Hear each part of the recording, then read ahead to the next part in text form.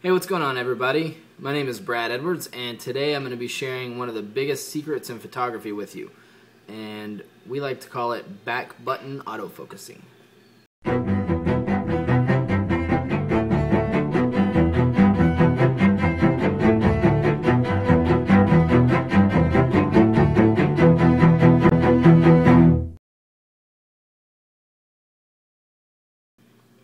Alright, now you may have never heard of back button autofocus. It's probably because a lot of people haven't. A lot of people have no clue what it is when I ask them if they use it. But I am going to help you out and tell you what that is.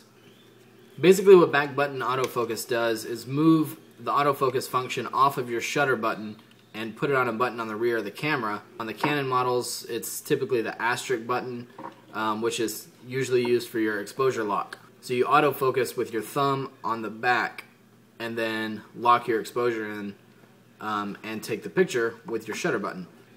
Now the best reason I can explain for wanting to do this is you want to separate your exposure control and your autofocus. Therefore, your camera's not trying to autofocus every single time you go to press the shutter.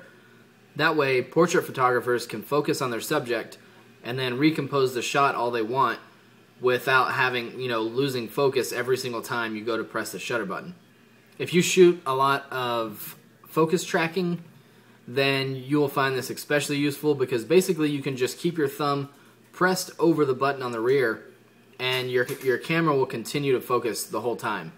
And then just anytime you wish, you can snap away without having to, worry about the camera trying to quickly make a focus correction. It's already tracking it the whole way, and then you just snap the picture when you need it. Also, it can be really useful in sports photography and nature photography because if you are wanting to focus on a specific subject, say a goalie in a hockey game, basically what you can do is just focus on the goalie, use your back button, get him in focus, let your thumb off, and basically you don't ever have to worry about something coming in between you and your subject and throwing your focus out. You can just leave it off and shoot away.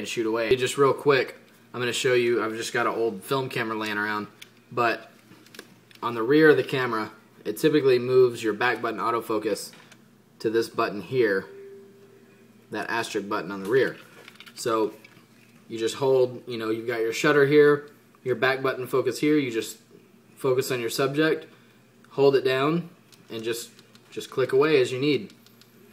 Alright, I'm not going to go into a lot of detail of how to set this up because every camera, it could be a different custom function and it would take forever. It's in your camera manual. I will post a link in the bottom that shows where to set it up in the Canon models, and if I can find a Nikon, I will post that as well. But basically, it's going to be one of your custom functions, and it's going to say something along the lines of shutter/AE lock button. And it'll be something along those lines. Like I said, every camera is going to be a little different. You can find that in your user's manual, or if you don't have your user's manual, you can go online, I'm sure, and find one, a PDF version of one. So check that out. Also, you need to try it for a little while. Don't use it once and give up because it can be a little weird at first. It can definitely take a little time to get used to. But once you get it down, I promise you're going to love it. Like I said, give it at least a week or so of shooting time to get used to it and get your thumb and your finger working together. I know it seems a little awkward because you're used to just being able to push the shutter button and everything just works and goes from there. So let me know what you guys think. If you try it out and love it, let me know. If you try it out and hate it, let me know. Thanks again, guys, and let me know what you think.